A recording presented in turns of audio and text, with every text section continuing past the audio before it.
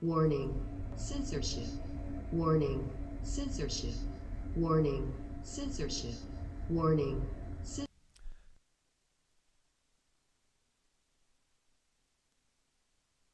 live stream. My name is Dakota Christensen, coming at you with a freshly shaven head. No hair, looking fresh. I'm joined by the one and only Kat Krasnowski. I have some hair. Indeed you do. We have the range of hairdos today. Exactly. We have a host of exciting headlines to get at you about today. For those of you who are new to this, we talk about the news of the day. We help fill you in. We give you our reactions and commentary, all of that good stuff. We are streaming currently on YouTube, Rumble, Odyssey, and Super U. But soon enough, we will have to be going off of YouTube. So be warned for those of you who have joined us on YouTube. Once we get to some spicier topics. The spicy stuff. That, the arbiters of truth over at YouTube don't like us talking about, we're going to have to switch over to speak honestly. So the good stuff, really. Yeah, all the good stuff. Exactly. But until then, we are with you on YouTube. Whole bunch of stuff today. But how are you doing so far today, Catherine? How are you feeling? I'm really good. I feel happy. Yeah, you know what? Which is so weird. I like the chart you posted on Twitter the other day, the rotation of the going maybe from... we can bring that up later. Yeah, I made a meme yesterday. We can't. Okay. Well, we'll send it to, we'll do it on some other time. We'll put it up at some point. It's on your Twitter. But it's basically the life cycle of being pilled. So it starts with the red pill. You're like, yeah, we can defeat communism if we band together. Yeah. And then there's the black pill or doom pill that you taught me about actually on our last live stream, which is like, they're going to encamp us all and we're going to have nothing and be happy. Yeah. And then there's the clown pill where you're like, lols. Yeah, exactly. I don't care, whatever. So, depending which stage you're at, where you're like, know what, let's go, freedom's going to win. I'm like between clown pill and red pill right now. I'm honestly, like, lols, whatever, it's cool. I'm in almost a perpetual state of clown pill at this point. Everything I'm like, you know what, we'll see, enjoying the show. Yeah. Sometimes, very serious moments, I get a little black pill. But for the most part, we're having a good time. At the root of it, though, red pilled, ready to bring it on. Yeah, we have to stay positive. Staying positive, guys. And there seems to be some exciting stuff going on to be excited about. And none more exciting than our first topic, which is the Twitter NFT profile pictures. Indeed. So Dakota and I are like the worst people to discuss this topic because neither of us really understand NFTs. To a degree. I think I know a little more than you would. Oh, that's extremely sexist. Sorry. Says the person who, before we came on here, said, I know absolutely nothing about NFTs. No, you're right. It's true. It's based in fact. My understanding of an NFT is that you own like a little picture, right? And your ownership is stored on the blockchain. I don't understand what that is either. But basically, Twitter has now allowed certain profiles, I guess you have to buy it. So your profile picture becomes an NFT, which is owned by you on the blockchain. Why, Dakota, why would I want to do that? Why would I want to have an NFT profile picture? It is honestly just a big trend at this point. NFTs only have value because of the blockchain, like you say, where you can say, oh, I'm the one who really owns the original image here. But, I mean, if you've been on the internet, you can see all sorts of memes, people making fun of it, saying, you know what, oh no, I took a screenshot of your NFT. What are you going to do? Yeah, exactly. It's like, no, you're not allowed to do that. Yeah, that's my question. Yeah. Like, what would stop someone from just taking a screenshot of my profile picture, which is my face, and being like, this is mine now, and I'd be like, well, it's not your face. But. Nothing, because you can go ahead and do that, but it's just a copy, because proof of ownership, so saying, it's like the original I own the Monet. Original is, in the blockchain. Okay, there. cool. So there are people who are diehard, like, NFTs, they really have value, quit making fun of it. Other people are just laughing. You know what? Okay. I can understand it. It's, the people compared to, like, collecting baseball cards and the like, and saying, I have an original. Right, and it's like, I have one too, but it's like, that's fake. That's not the original. Yeah, you could photocopy it or make a fake that looks identical, but it's still not the real one that's authenticated, Well, there we go. What's an NFT? Yeah, it's I don't digital world now. What is an NFT profile Short, picture? non-fungible? Is that fungible? Fungible. Fungible. As in you can't so trade it's not it in. fungi. Yeah, not Oh fungible as in like a fungible token. Like, for example, Bitcoin. You can exchange Bitcoin at a set rate for other currency, right? So you cannot exchange it. An NFT is like it's a unique token essentially. But could I sell you my NFT? You can sell it, but it's not exchangeable and that's not at a fixed rate. Fungible? For example, let's say you have a baseball card, right? Yeah. You could sell that for however much someone's willing to buy that baseball card, but it's not set at a current rate like, oh, this baseball card is worth this amount of currency, worth this amount of currency. So There's no exchange rate, you know? We can see what an example of a Twitter NFT profile picture looks like, and they're hexagonal, not circular, like the rest of us losers are. The Twitter versions. Yeah. So I guess it's just another way of having like a blue check. It's like, ooh, I have an NFT Yeah. profile picture. Like, it's an egg wearing a hat and a quill, so it's like, that's cool, I guess. You know, in our digital world, new level of clout. Yeah.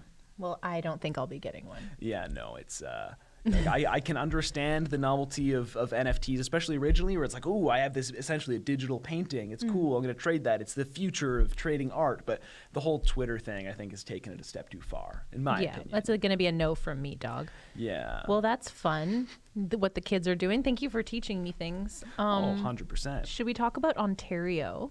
Yeah. Ontario. Those of us place here. you something, right? No, good things grow in Ontario. That's the only open jingle for I know. business. Open for good old Dougie. Closed for business, but Yeah. open for business at 50% capacity in indoor venues starting on January 31st, which is amazing because I still can't go out anywhere, but some people can. And like for me, yes, it sucks because I don't have a Vax Pass and I can't go, but some people can go, and it's better for the world, I think, that we do this. Yeah, it is better. It's a step in the right direction. But, I mean, I've been predicting this forever because in Ontario, we have our provincial elections coming up in June. And as the narrative begins to crumble more and people become more fed up with all of the restrictions currently, old Dougie wants to look good. He wants to be the one to say, guys, it worked. Time to open up. We saved you just in time for the spring election so that you can say, you know what? Look what the great job I did. Moving forward to a bright future. Vote for me again. And don't worry, guys, because the Liberals will come in and make everything so much better, right? They're going to open up all the stores and restaurants and drop the mandates and restrictions, right, guys? Yeah, you know it. And it's funny on Ontario provincial politics because like at this point, the Liberal Party in the last election was absolutely decimated. And what's funny is now, like one of us here mentioned, like, do any of you, and remember, this is a news media company, and we're very involved in politics. But we were asked, can any of you actually name the current leader of the Ontario Liberal Party? And like 90% of us were like, actually, no. I know who is who that? it is now because of, this job and we're talking about him. But outside of having this work, no. Yeah. Why would anyone know that? I feel like more people know there he who, is. Stephen Del Duca. He looks a little bit like Dr. Evil with glasses. Yeah, I'm ashamed to look a little more like him now. You just need Mr. Bigglesworth. Yeah, it's true. But I feel like more people, like Andrea Horwath, the NDP leader, has more name recognition than he does. So, I mean, it's my feeling that Doug Ford is going to win re-election. Really? That's what I expect. Okay. I mean, in the polls right now, he's already 9 points ahead in the most recent poll I saw. Wow. And that was after he's out there shoveling snow in the middle of our wild winter storm. People are so easily swayed by just a little maneuver like that. Yeah. Go, folks, I'm helping people get their cars out. Doug for the people. I mean, that's what got him elected in the first place, was this whole kind of, I'm here for the people. Those elites, they want to push you down. Yeah. I'm here to bring the people up, going full populist. But, of course, when push came to shove, old Dougie was locking you down. Yeah. So. Oh my gosh. I wonder if it would have been worse in terms of lockdown restrictions if the Liberals were in power throughout the pandemic in Ontario. I honestly don't think it would make any difference as far as if any of the main establishment parties were in charge. Yeah. I mean, think it's pretty bad here. Yeah. And we see across the country, no matter who's in charge in which province, no matter what sort of government, they've all been towing the same line with all of the restrictions. So I feel like it would make no difference. Was it you or someone? I think it was actually Maurizio who works here. And it was like, at least the Liberals will just tell you the horrible things they're going to do to you right to your face. Yeah. But the Doug Ford and Jason Kenney, I'm just so sick of the, no, we're not going to do that. We're not going to do that. And then doing it. Like, just don't lie to my face. Just tell me how terrible things are going to be so I can prepare. Yeah, if you're going to be a tyrant, at least be honest about it. We see these other world leaders. Trudeau. We see Justin Trudeau. We see Jacinda Ardern in New Zealand. We see others, and they're just straight up. You know what? Like, what comes to mind is a clip from Jacinda Ardern talking about vaccine passport. And he says, no, that's what we're doing. We're creating a split society. We're creating second-class citizens. We're taking away your rights. If you want freedom, get your booster. That is what it is. And I'm like, you know what? Honesty. I despise you, Jacinda, but thanks for your honesty. Yes. I agree. Let's keep the lying to a minimum, can we, but people? the bottom line news here is, though, coming back to what we were talking about, Ontario has announced a reopening plan, which is funny. It's basically the same date that they had originally said they're going to be done with vaccine passports and masks altogether is when they plan to have things opened back up with capacity. Yeah, and nowhere on the list, I think the last date is like March something, March 15th maybe, where full capacity at indoor venues, etc., but still a vaccine passport.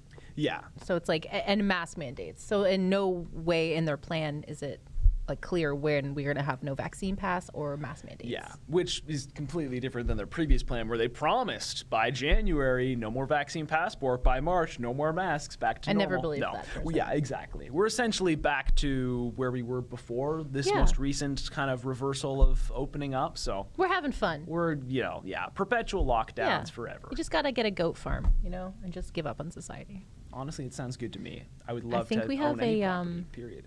What's next?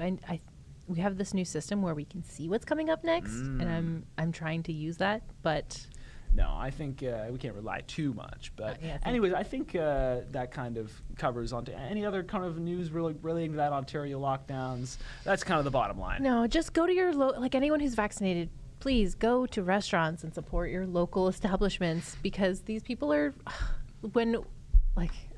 I know some people in a small town that are restaurant owners, and I saw them a couple weeks ago before the last lockdown was announced, and they were crying, sobbing, real tears that they're like, we're done. We're in debt from the last lockdown and to being takeout only, and then vaccine pass only, and they're like struggling to survive. Restaurants already have razor thin profit margins.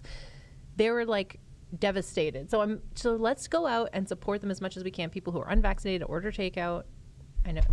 Yeah, I've never said like order takeout. It's good for the economy, but it is. Restaurants, all small businesses right now are being absolutely destroyed. So shop local, guys. Support your businesses, and I would say do what we can to get these mandates out. I don't want to go too sketchy far for YouTube because they're going to strike me down for encouraging rebellion. But next big news. Speaking of protests against mandates and all of that. I believe next up we're going to be talking about the truckers. Is that next up on the list here? I don't have the list in front of me, unfortunately. I'm relying on you for this, Catherine. We wanted to talk about the Stephen DeLuca, the leader of the Ontario Liberal Provincial Party, who... No, we're not going to talk about that. No, we're going to talk about that later. That's my bad. We'll talk about it later. But Fair. He's saying some stuff about some things. Do we want to talk about the truckers, or can we show a promo for our... No, okay. Not on the ball today. We have a lot going on in the studio today, so our story, the live stream is going to be a little shorter than usual because there's so much going on here, upgrades and guests and shows and new shows coming out that we're not talking about yet, but we're going to stay tuned. Tease. Okay, let's talk about the World Economic Forum because this is some crazy stuff. Okay. Are we allowed to talk about this on YouTube?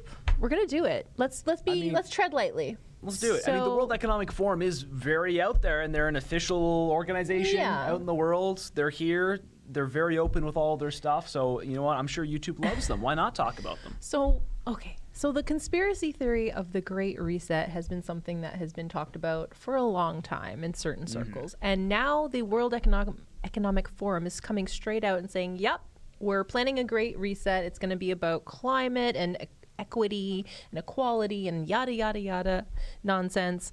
A sustainability plan proposed by the World Economic Forum is not a secret plot to end private property or create a totalitarian state." So I trust that. Let's talk about, what's his name? Klaus Schwab. So this guy is the leader of that World Economic Forum I think he's the leader. Yeah. And we're going to go with that. He said when was it? I don't know exactly when he said it, but guys, he's been saying stuff. Yeah, so there's that quote that we are all very aware of. He said, by 2030, you'll own nothing and you'll be happy. So that kind of directly contradicts the fact-checking by the World Economic Forum themselves, saying, the Great Reset isn't about taking away your private property and entering a totalitarian state. But then the leader of the World Economic Forum Klaus here, has said exactly that. You will own nothing and you will be happy. I mean, he wrote a book on this titled The Great Reset. I mean, this is an officially publicized book by Klaus Schwab. We should have the book with us. We don't have a copy, but I think someone else should do that on the live stream. Just like go through the book and be like, here's where they say they're going to take away your property. Writer Dave with me in the newsroom. He has a copy of it. Yes. I believe he does. He should come on and be like a guest. We'll bring him on Big one Dave. time. You know, story time with Dave reading the Great Reset. But yeah, I mean, it's right there. It's titled The Great Reset, and it is, you know, supposedly the plan for an equitable recovery from COVID-19. This, you know, terrible stuff happening to our economy. But don't worry, it's not totalitarianism, Not guys. totalitarian at all. I would be very shocked if a totalitarian, like authoritarian regime ever said, hey, we're bringing in authoritarianism. Like, they don't do that. They lie. They lie. They say everything's going to be great. It's going to be peachy. You're going to have so much freedom and health and this and that. But no, communism. Well, I feel like they're kind of hiding this in plain sight. It's like, oh no, this isn't a conspiracy theory. Yeah. Look, it's official. It's right there. It's the title of my book. It's the official title of our recovery plan for COVID-19. Sure, by 2030, you'll own nothing and be happy. You'll be eating bugs and doing your laundry once every 2 weeks and all their other wonderful That's plans. probably still more than some people. Yeah, you know, whatever their plans are. You'll have for, laundry credits and a designated laundry time. But to of wash course, your burlap because sack. they're being so open and public about it, it's not a conspiracy theory, guys. It's a very commonplace thing that you just accept is going to happen. And these, you know, sort of globalist planners, they're planning your future, and you are going to accept it. And you will like it. You will like it. You will own nothing and be happy, guys. That's the part that people forget. You're going to be happy. Don't even worry Yeah, about it'll be it. great. Just trust. You just got to trust them, right? So, Dakota, why do you think they didn't just change the name of it? Is it like what you just said, where it's like hiding in plain sight? Because I'm Honestly. like, why didn't they just change it to like the recovery plan? Why call it the Great Reset when we have been, you know, conspiracy theorists have been using that term for years? Yeah. Like, I feel like Alex Jones has been talking about that for like 10 years. Yeah, honestly, I feel like that's what it is. Is like you can literally get the mob behind it saying, you know what, this Great Reset thing, this is good. It's and like it critical kinda race quashes theory, it. I Yeah, guess. you know what? It's Yeah. like, you know what, let's go. Let's reset. Let's create this new world order, and we're all going to love it. Well, you know, I like owning certain things. I don't have a lot, but I have a car, and I enjoy that. And I don't want them to come and take that from me, because how will I get to work? I will say property ownership is sort of a fundamental tenet of Western civilization. What a toxic male. Without that, we would not exist as we do as a society. So just going to put that out there. It's kind of essential. You know, in the United States, you know, life, liberty, and the pursuit of happiness. That originally was life, liberty, property were the three tenets, and they kind of changed it. I forget the exact reason why. I guess it sounds a little punchier. Life, liberty, pursuit of happiness. But apparently you're going to own nothing and be happy. So, but you know, just a fun little thing to remember, that our political system, our society as a whole, is based fundamentally on property ownership. That's how an economy can function. I own something, I trade it with you. Well, That's imagine how if we there were no thrive. property laws and I have something, like a Yeah. nice car, and you don't because you're scum. But you're stronger than me. You could just take Yeah. that from me, right? And Well, the government. It's not yours. I'm sorry. Right. And who has the most power and the guns is the government. So really, they can just come and take whatever they in want. this world order, the government owns everything, and Right. you are just the humble citizen who borrows from the government for all of your needs. Thanks, and, government. If you step out of line, you don't get anything. Thanks for letting me go outside today, government. Remember in the summer they told Yeah. us not to? Oh, yeah. With the stay-at-home order? That was a thing. Okay, moving on. Moving on, yeah. What should we Davos talk a about few next? years ago, Here's the video You know, lady. the Edelman survey showed us that the good news is the elite across the world trust each other more and more.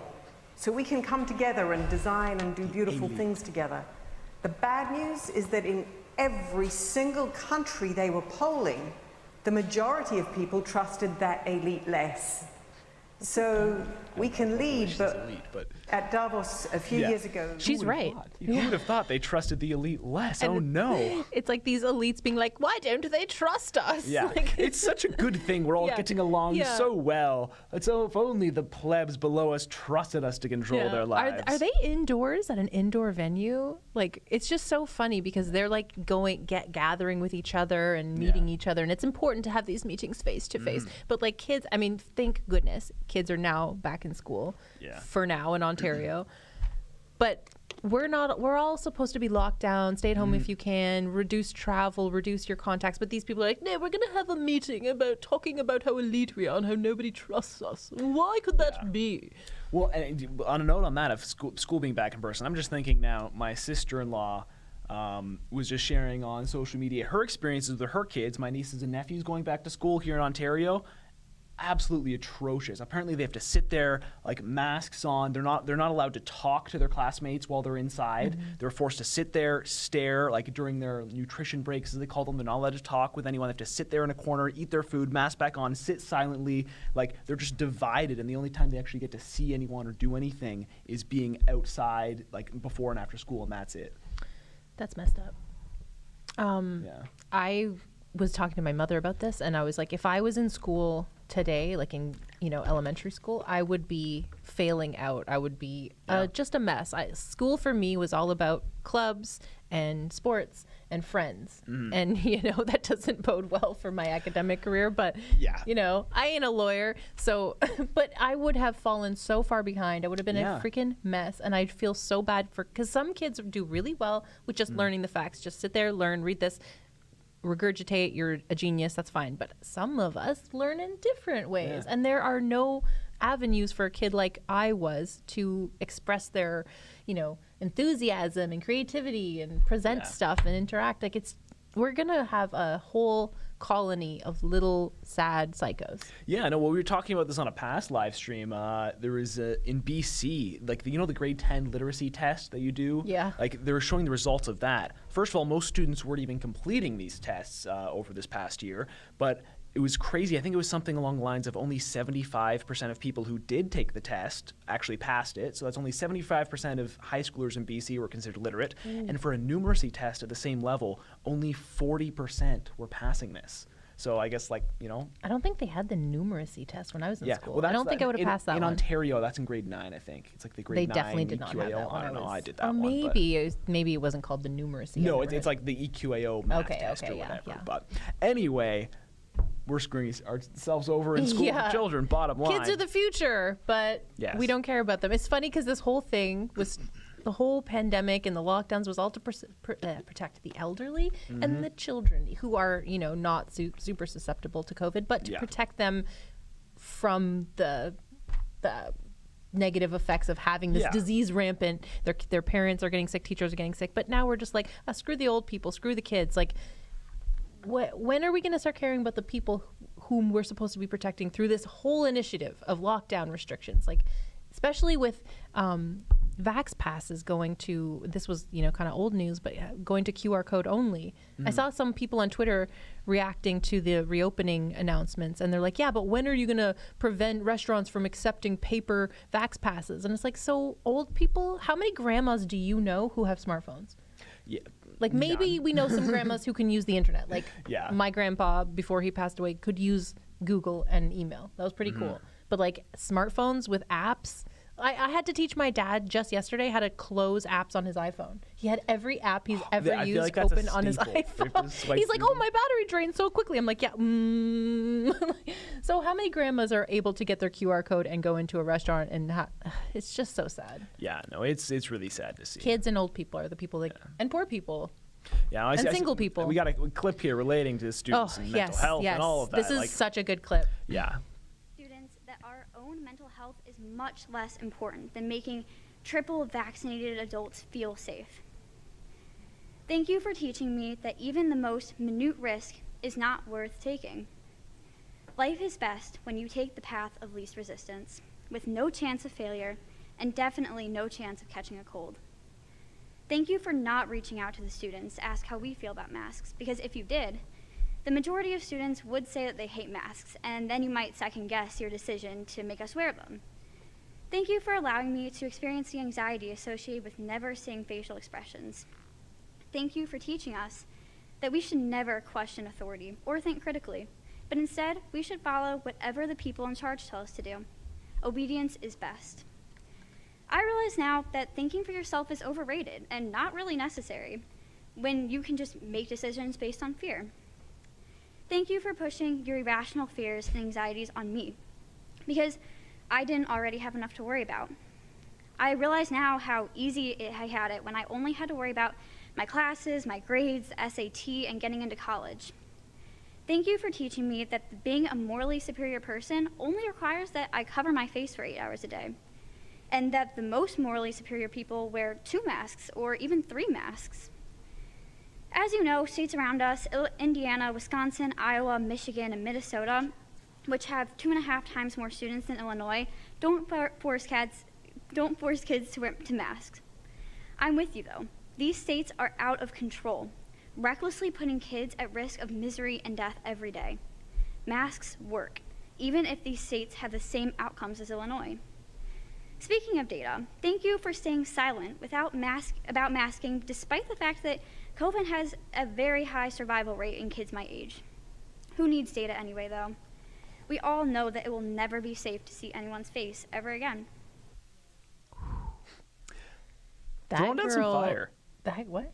Throwing down some fire. Oh, yeah. My God, she's so cool. Mm-hmm. Like, you could see that she was breathing a little heavy because she's in a room full of teachers and bureaucrats who are sitting behind her, just snarling behind their little cloth faces. Oh, she has so much integrity, that girl. Yeah, no, that was incredible. And she hit the nail on the head with everything she was saying there. Like, this whole generation is essentially screwed. And they've just been teaching them all, you know what, just sit down, shut up, comply, don't question, cover your face.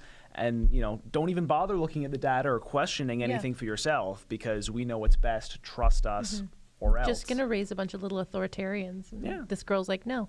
How about that? Exactly. She was so cool. Speaking of people saying no. Truckers? Truckers. Now's the time. This is our headline moment, talking about the truckers. Honestly, Catherine, I have gotten about 100 messages over the last couple days asking, why hasn't Rebel News been covering these truckers, this big trucker protest, what's going on? And I know we've mentioned it, kind of, I think we mentioned on live streams, we've tweeted about this and social and stuff, but we haven't done too much to cover it in depth yet. So literally this morning, I'm like, that's it. I'm getting all the information I can. I'm writing an article on this. So I wrote up a quick article on this morning. There is this, essentially calling it the Freedom Convoy 2022, in protest of a federal vaccine mandate that came into effect for truckers for Canada already on the 15th, and the one for the U.S. coming into effect on the 22nd. That's tomorrow. And essentially, all of these truckers from all across Canada are driving across the country. The first ones leave tomorrow from BC. There are others coming from the East Coast and from Southern Ontario, all planning to meet in the nation's capital in Ottawa for a massive protest on the 29th. And that's going to cause some traffic in Ottawa. Yeah. So they're having these huge convoys coming from all over the country. They're gathering. And what's crazy is seeing the amount of support these people are getting. Someone set up a GoFundMe page for this just to cover the truckers. I checked it just before we came here. Yeah, just the food and their lodging and all of that. Nearly $1 million it's coming up on right now. Yeah, $923,000. And it's going up as we speak. It's absolutely crazy to see. So many people are really invested in this. And I think it's really fascinating to see all of these truckers kind of come together and say enough. I think people are like, truckers. It's like, no. When you remind them, it's like, that's where your Amazon stuff comes from, idiot. Like everything. We are so reliant comes from on truckers. The trucking industry. Yeah. It's crazy. And we've already, because of this vaccine mandate and other issues with the supply chain, we've already been seeing crazy shortages all across the country, especially in the produce stuff. So many grocery store shelves are just empty. And the price of food has already gone up so much. It's just jacking up prices. We're having food shortages and delays and everything. People will start to care when they can't get the things they want to get, which we've already been seeing. It just keeps getting worse and worse now. I think I mentioned in the article there, I forget the exact figures. I think it was between 6,000 and 12,000 is what the Canadian Trucking Federation estimated will be the number of truckers laid off in Canada because of this vaccine mandate.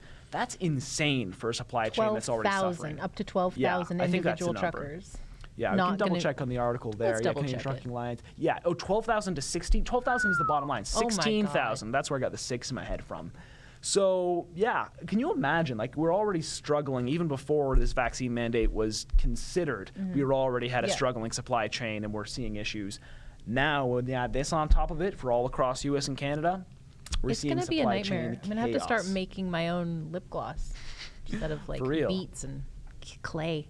You know what? Just you're gonna have to start slaying your pets to harvest their organs. And, Dakota! You gotta survive. Oh, I'm sorry. No! It's, when you're stuck at home and you got no other food. If you're on a farm, no. You already have livestock. You're good, no. I won't be doing that to poor Beatrice. How dare you?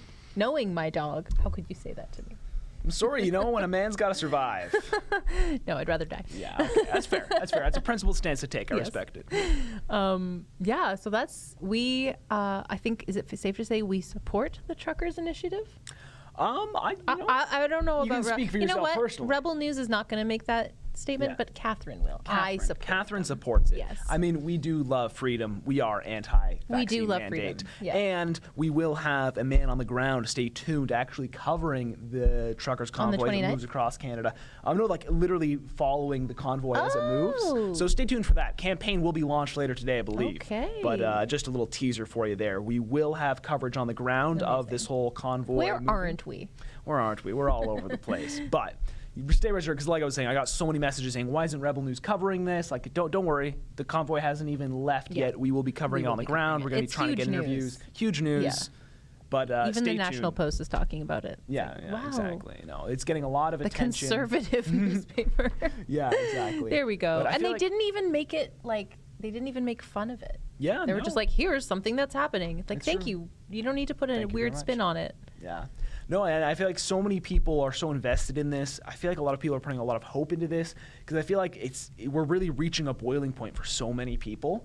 And now starting to see like literal tangible effects for people, like Yeah. empty shelves, not Yeah. being able to get things, and Yeah. like, you try to go to Tim Hortons and oh, sorry, we don't have this product because What it if you didn't show have up a on our truck. baby and you need baby diapers? Yeah, like so many things. Like it's really hitting home for a lot of people, the tangible effects of these mandates. Because normally, you sit at home and, oh, this person got fired from their job Well, because of that's- mandate. Oh, so what? At least I have my Exactly. job. So many people can work online Yeah. and then they order their Uber Eats and they have Netflix and they're like, well, I can't socialize, but I'm antisocial anyways. I'm an introvert. So Yeah. it's like your life has not been affected in any way. Oh, I've heard about people getting sick. It's pretty scary. But this is going to make them wake Yeah, up, I hope. Exactly. Wake up, people. See here, yeah. So they're driving along there. You got signs there. There were a few other protests along the border happening over the past few days, I think, in regard to this mandate as well. So this isn't the first thing. This big Yeah. convoy is sort of the big event, but there have been other protests too, like slow driving trucks and others, and people speaking out, and some videos coming out of truckers as they go through the border, like Yeah. unvaccinated truckers Yeah. going through and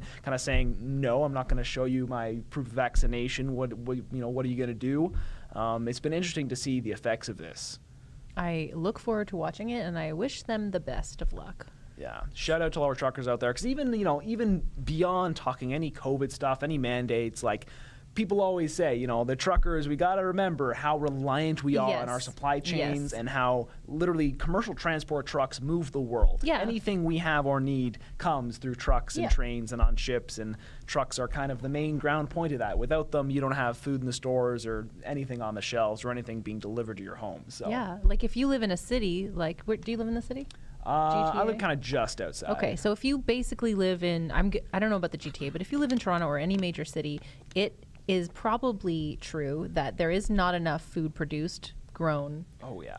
in your city to actually sustain you. So everything that we eat, 90% of it's being brought in by trucks. So if we don't have that, if we don't have those truckers behind us, what are we going to do? We're going to starve. Yeah. No, absolutely. Living in the country, you can obviously get farm this and that, Yeah. but shop most people local, live in the grow city. your own stuff, like Sheila Gunnery. Oh, man. She's always sharing If things stuff get with us. really of- bad, let's all yeah, just go to just Sheila's go to house. Sheila's, And she has Apocalypse homemade Farm. beef jerky. Yeah, she's showing us, she's raising livestock and Yeah. growing things and jarring all sorts of goods and canning, and she's got her stores. She's set up she's in apocalypse mode, I think. Yeah, I think she lives in that yeah, state all and the time. I think she's ready for, when crap hits the fan, Yeah. go to Sheila's farm. Outlast the world over there. Party at Sheila's farm. Oh, yes. I think we are ready to leave YouTube. Have we not left yet? I might don't have think said we some have mildly left spicy yet. stuff. I think we're still on YouTube. We're still on YouTube, but we're Wow. going to leave now. Bye, YouTube. Yeah, all right, we're going peace to out. be spicier on the other platforms. Yeah, we can 2 minutes. really, Okay, in you know a what? couple We're going to minutes. stay for a couple seconds. In the meantime, though, while we're here, still on YouTube, if I can throw to the rebelnewsstore.com